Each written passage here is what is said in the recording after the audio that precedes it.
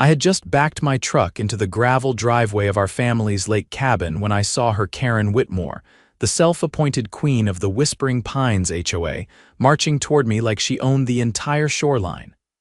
"Excuse me," she snapped, already pulling out her phone. "You can't do that here." I killed the engine and stepped out, wiping my hands on my jeans. "Do what?" I asked, even though I already knew. The moment she saw the storage trailer, her eyes nearly popped out of her head. "This is unauthorized moving activity." "You need HOA approval for large deliveries," she barked, tapping frantically on her phone screen. "My son's being deployed to Kuwait. I'm storing his stuff here at our cabin. Not that I need your permission for that," I said, lifting the trailer door. Karen gasped like I'd just confessed to arson.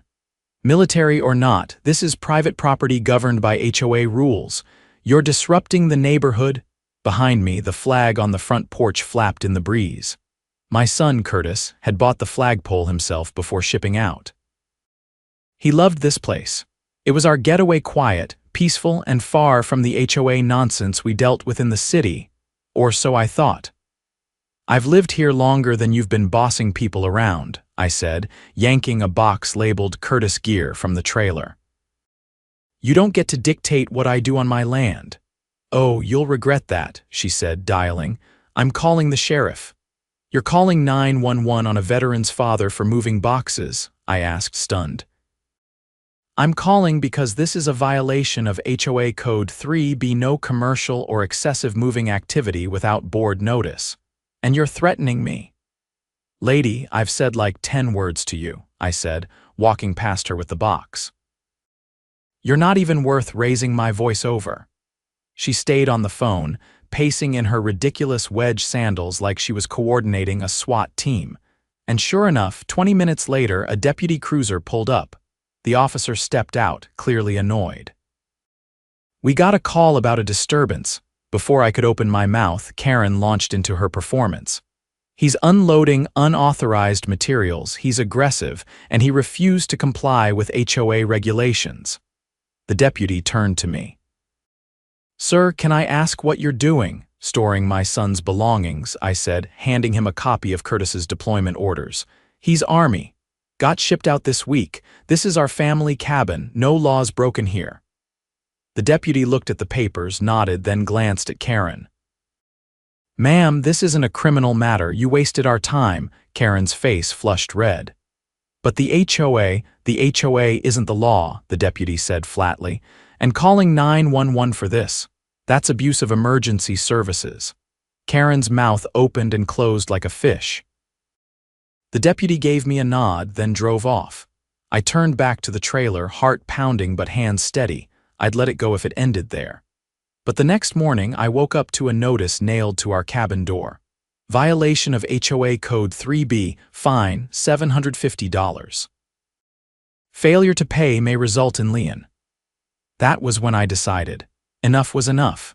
If Karen wanted a fight, she just picked the wrong dad.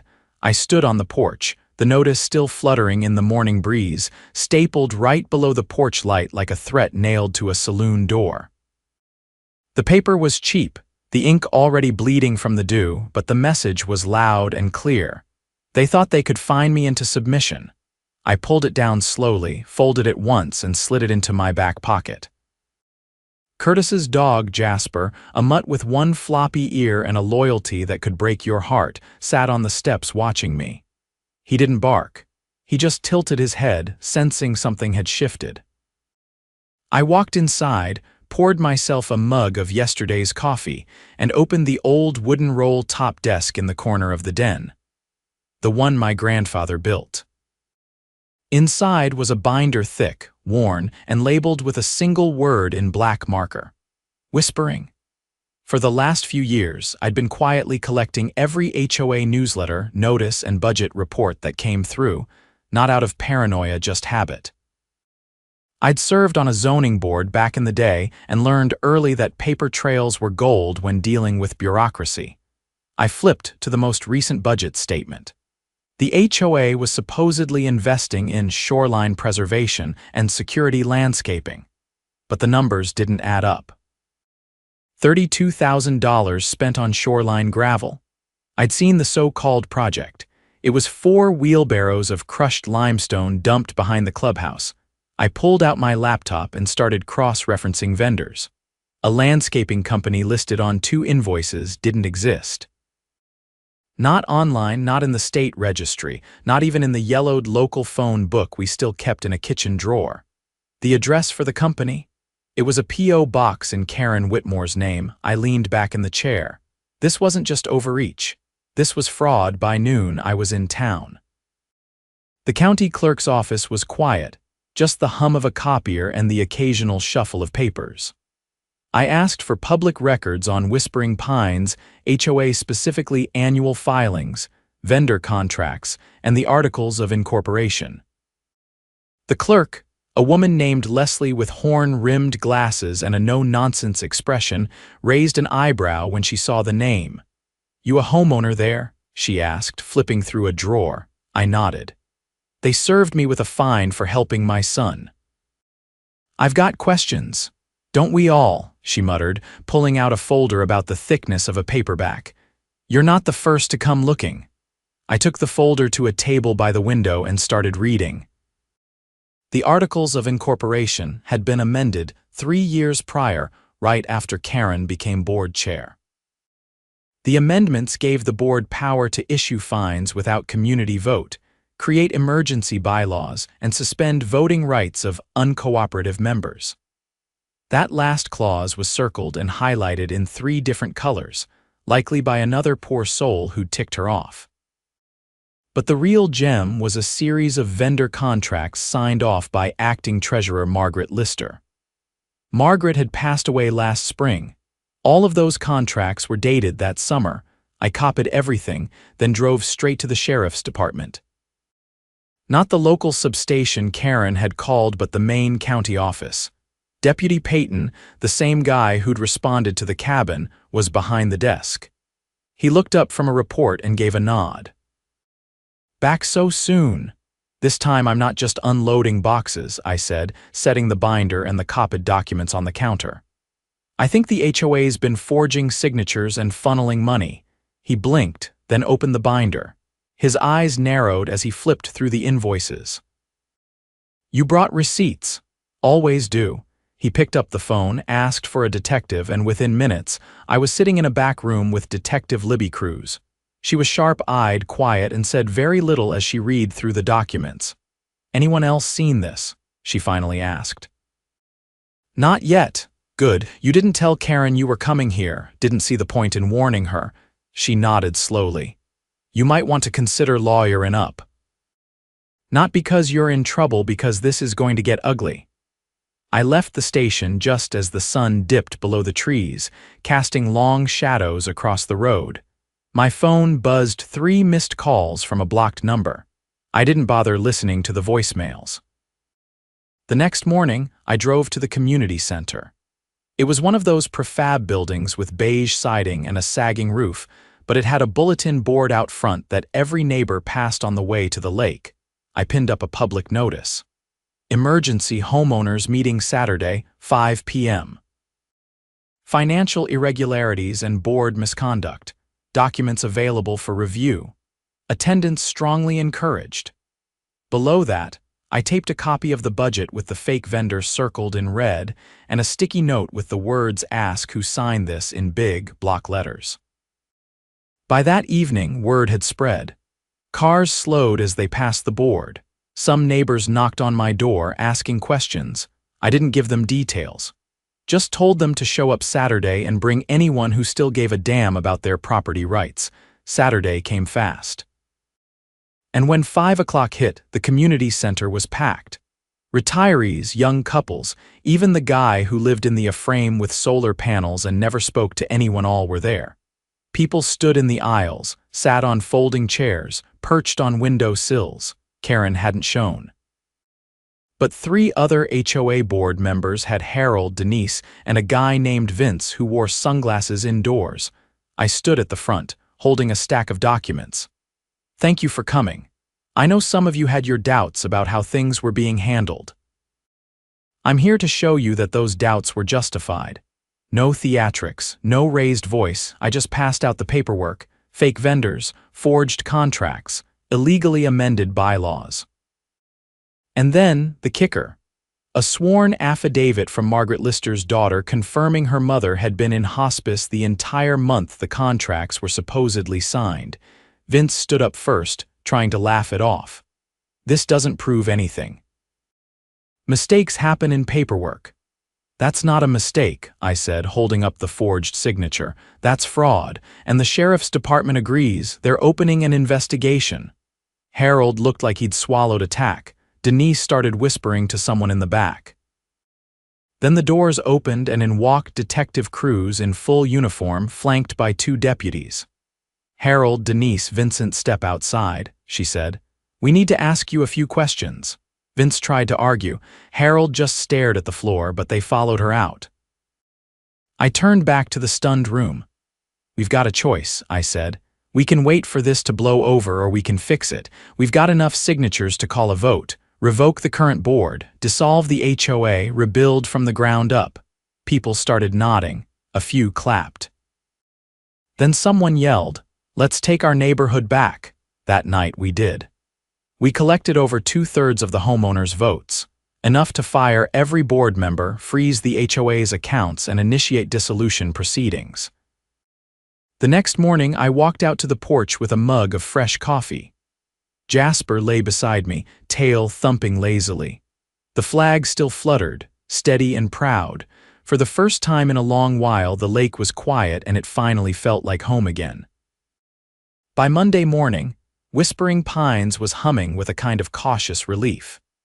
Neighbors who used to avoid eye contact at mailbox clusters were now waving across yards, comparing notes, building something new from the wreckage of the old regime. But underneath the surface, there was tension like a storm had passed, but nobody was sure if the wind was truly gone or just circling back. I wasn't naive. Cutting off the head didn't kill the whole snake. There were still loose ends, financial ones, and more importantly, legal ones. The sheriff's office had launched a criminal probe, but as Detective Cruz warned me when she called that morning, things were about to get deeper than anyone expected. "There's something you need to see," she said. "Meet me at the County Records Annex." The annex was a squat concrete building behind the courthouse where old files went to be forgotten.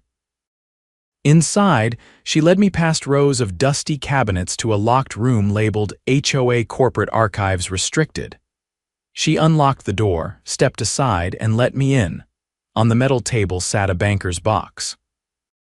She opened it and carefully laid out its contents, a series of old leases, deeds, and maps, all bearing hand-corrected annotations.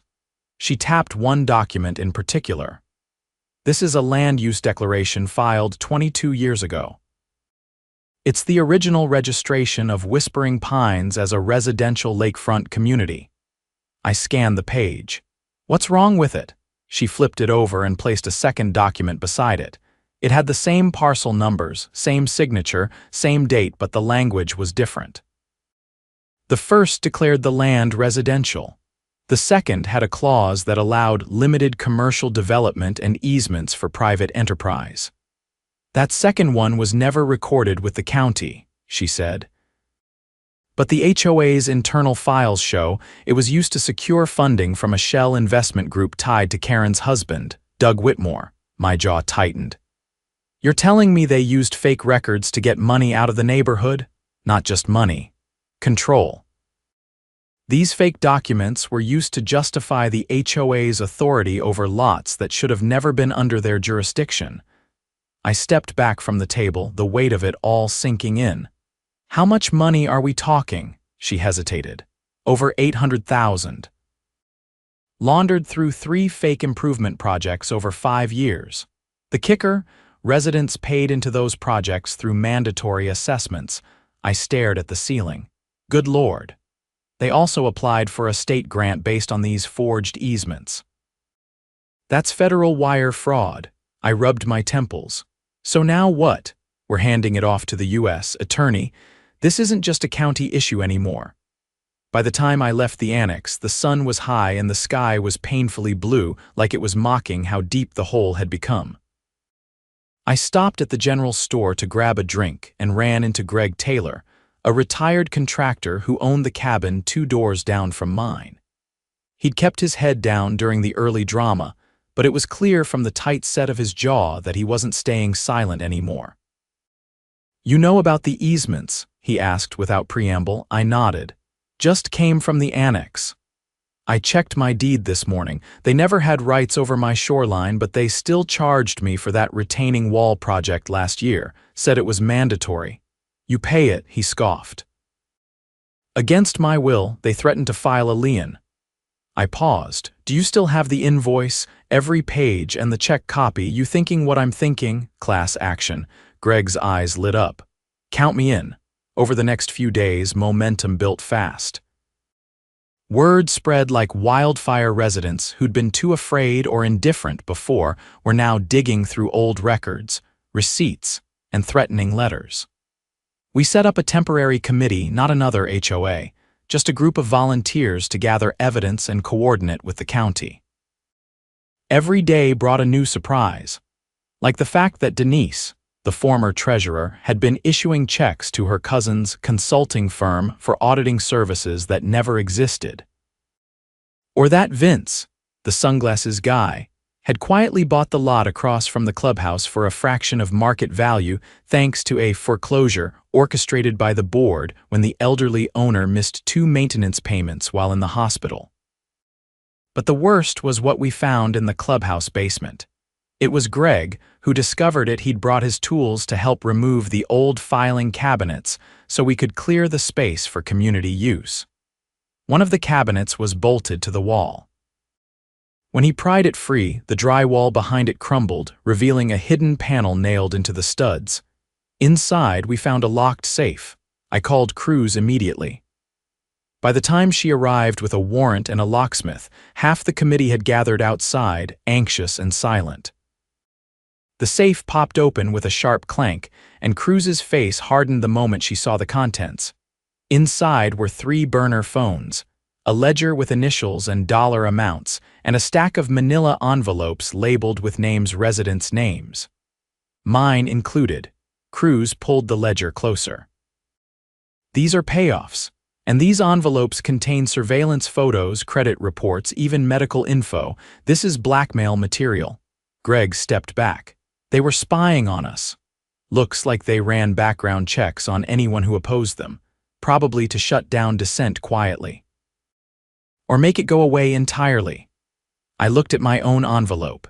Inside were photos of Curtis in uniform, pulled from public social media, but also a printout of his deployment orders, the same one I'd shown the deputy weeks ago. "How had they gotten that?" "This is disgusting," I muttered. Cruz nodded.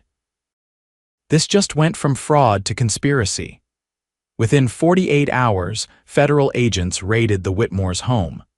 Doug was arrested on charges of wire fraud, conspiracy to defraud the federal government, and misuse of grant funds. Karen had already fled to her sister's house in Vermont, but she was picked up at her rest stop by state troopers. They brought her back in cuffs. The news made local headlines. "Lake HOA scandal unravels fraud ring," read one. Another called it the quietest neighborhood with the loudest crimes. But for us, it wasn't about headlines. It was about healing. We held a town hall not in the community center, but outside under the pines, where the breeze off the lake could carry people's voices instead of stifling them in drywall. Nobody sat at a podium. We stood in a circle, passing the mic, each neighbor sharing their story, their frustration, and their vision for what came next. A vote was taken unanimous. Whispering Pines would never again form an HOA. Instead, we'd establish a cooperative, trust a volunteer group with no enforcement power, just a shared commitment to maintaining the land and supporting one another. No fines, no secret meetings, just neighbors helping neighbors. We used the recovered funds, what the investigators could trace and freeze, to fix the roads, replace the broken dock, and install solar-powered lights along the trails. The rest went into a community emergency fund, overseen by a rotating group of residents. That fall, Curtis returned from deployment. He stepped out of the car in full uniform, squinting up at the house, then smiled when he saw the new welcome sign carved into cedar. Whispering Pines, a community, not a corporation. He hugged me hard, then looked around. "Did you paint the cabin?" I laughed. "We repainted everything, even the rules." He looked out at the lake, then back at the porch where Jasper was curled up, tail thumping. "Feels different," he said. "Because it is," I told him. "We took it back." And we did. Not with noise or anger, but with evidence, unity, and the quiet force of people who'd had enough and refused to be silenced. Curtis stood on the back deck of the cabin, his boots still dusty from the base, arms folded as he looked out over the lake. The late September sun hit the water just right, casting long gold streaks clear across the surface. He hadn't said much since arriving, just soaked it all in the quiet, the view, the place that hadn't felt like his since before deployment. "You changed the railing," he finally said. "Yeah," I replied, tightening the last screw on the new bench I'd built from old cedar planks salvaged from the dock repair. "Greg's idea," said the old one splintered too easy. "We figured you deserved to come home to something solid." Curtis nodded without turning. "Feels strange. Like I missed a whole lifetime in 6 months." "You missed a lot," I said. "But you also came back just in time." He glanced over. "You going to tell me what happened to the HOA board, or are you planning to let the local news do it?" I set the drill down. "We'll talk inside." The living room was mostly the same worn rug, stone fireplace, a shelf of paperbacks nobody ever finished, but a few things had changed. I'd added a lockbox under the coffee table. Curtis noticed it right away. "Security upgrade." I opened it, handed him a folder. "Evidence. The kind that gets people indicted." He thumbed through the documents: bank transfers, wire logs, the ledger from the basement safe. He paused on one page. "This is the grant application. Looks like they forged half the supporting documents." "They didn't just forge them," I said. "They used your deployment status as justification for a community police subsidy. Claimed we had veterans in need of mental health surveillance after property disputes." Curtis's brow furrowed. "They used me. They used all of us." He dropped the folder on the table. "What now?" "Well," I said, "the feds are prosecuting Doug and Karen. The rest of the board cut plea deals, but there's one piece that's still open." He looked up. There was a second set of grant applications. Not filed yet, but drafted. They were planning to use eminent domain through county manipulation to seize the properties of anyone who defaulted on fines. Curtis leaned back on the couch, rubbing his temple. They were going to steal people's homes. They already started the paperwork.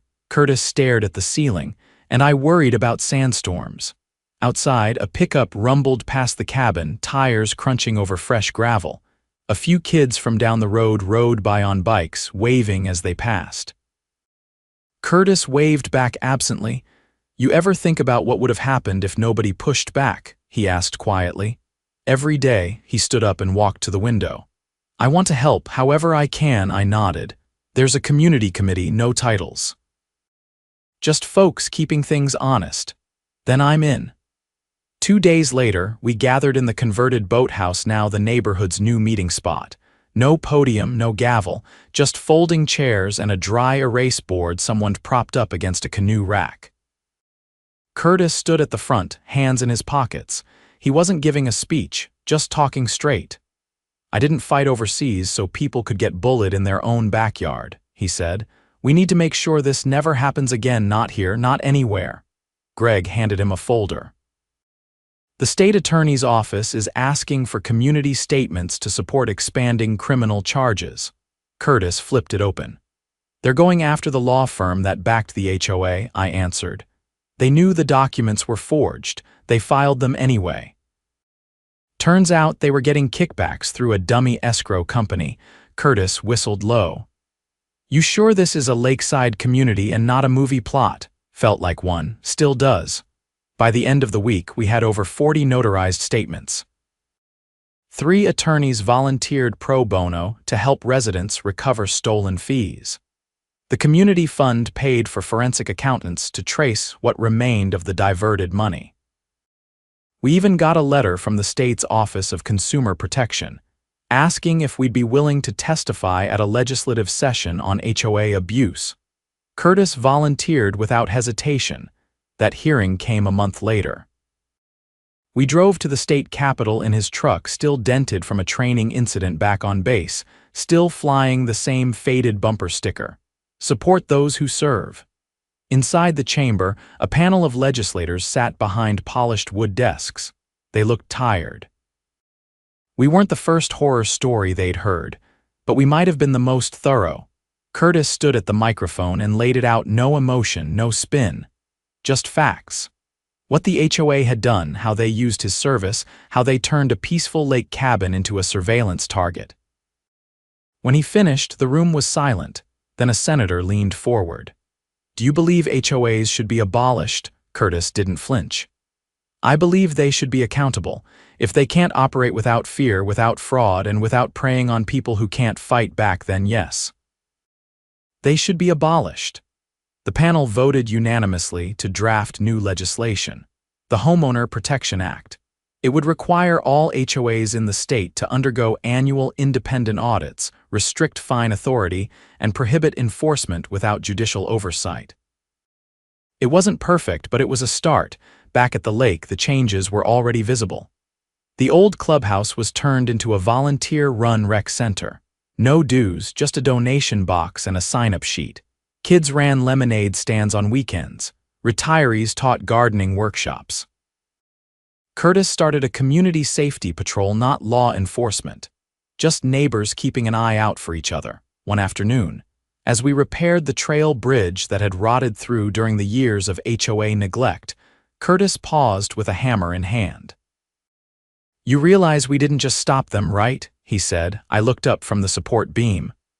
"What do you mean? We built something better, not just here, but maybe everywhere this story gets told." I smiled. "Funny, I thought I was the one teaching you things," he chuckled. "You are. But I'm still deploying again in the spring. Someone's got to keep this place from turning into a resort while I'm gone." "Don't worry," I said. "We've got it covered." That evening, we sat on the dock, me, Curtis, Jasper curled up between us. The water was still, the wind light. Across the lake, a family lit a fire pit, their laughter floating over the darkening water. Curtis leaned back against a post. "Think we'll ever forget all this?" "No," I said, "and we shouldn't." "Good." Above us, the sky turned deep blue, stars blinking into place one by one. And for the first time since it all began, there was nothing left to fix. Nothing left to fight. Just peace, the kind you earn when you stand your ground, no matter how small the patch of earth you're standing on.